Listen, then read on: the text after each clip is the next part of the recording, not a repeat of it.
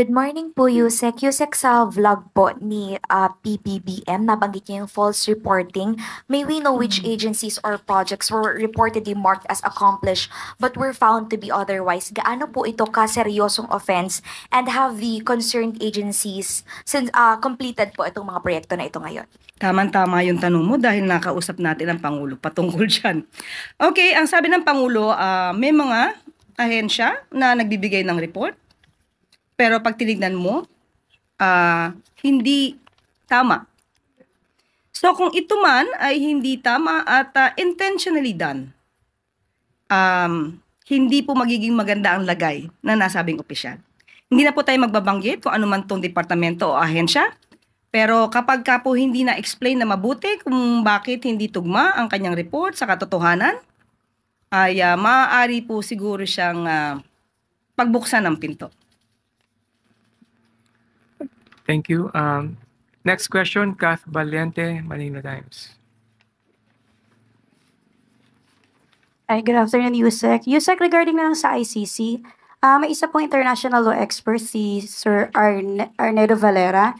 Ang sabi niya po yung request ng Duterte camp to be transferred to a third country while facing ICC is supported by established international rules. What's the palace take on this po? Unang-una po, hindi po tayo makikialam kung ano man po ang estratehiya ni Atty. Kaufman at ni dating Pangulong Duterte. Tandaan po natin sa isang court battle, lagi naman po dalawa ang sides ito. Affirmative, negative, depende kung nasaan kang posisyon. At yun nga lamang po, sinasabi nila ay maaari po itong pagbigyan.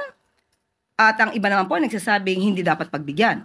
Dahil nandun pa rin daw po yung issue na flight risk. At nandiyan pa rin po yung maaaring pananakot na maidudulot ng mga Duterte. At kahit yung mga supporters, umaalma ang ibang mga witnesses at ibang mga pamilya ng biktima, di umano, na nakakatanggap sila ng online harassment. At sabi nga natin, kung ano man ang magiging estratehiya nila Atty. Kaufman, gawin po nila yan at wala pong magiging pakialam ang Pangulo, ang palasyo, ang gobyerno, patungkol po dyan. Ang abiso lamang po natin, sana huwag magsinungaling sa kanilang pleadings, huwag gamitin ang Pangulo sa propaganda nila, at huwag mamulitika using the President's name. Yun lang po. Thank you, Kath. Last question, Tuesday New, DCBB. Hello ma'am. Follow up lang po ma'am do sa resignation ni Susek Anapuod. Ito po ba ay bahagi ng courtesy resignation na hiningi ni Pangulong Marcos o nagkusa po siyang mag-resign? Irrevocable po ba yan? At ano po ang dahilan? Sa mga USEC po kasi wala naman pong direktiba na kami ay maghain ng courtesy resignation. Depende na naman po sa Pangulo kung ang mga USEC, ASEC at ibang mga direktor ay hindi tumatalima sa direktiba ng Pangulo. Yun po ay maaaring matanggal. At voluntary po kay Ms. Ana Puod ang kanyang pagre-resign, at kung ang kanyang dahilan ay, kung ano man ang kanyang dahilan, personal na po sa kanya yun. Follow up lang po ma'am. So far ma'am, sa mga USEC, ASEC and directors ng PCO, ilan na po lahat yung mga nawala sa kanilang posisyon? Either tinanggap yung kanilang courtesy resignation o hindi na renew yung kanilang services? Sa aking pagkakaalam po, sa PCO po ay 17 ang natanggap ang courtesy resignations.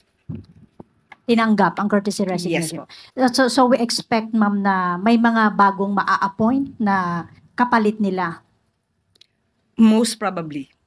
Hindi po natin sigurado yan. Kung sila'y kawalan at kailangan ng isang magaling na tauhan sa kanilang posisyon, definitely dapat itong mapunan.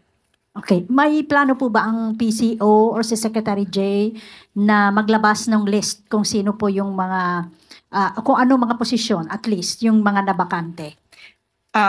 Isasangguni ko po sa kanya yan mamaya. Salamat po.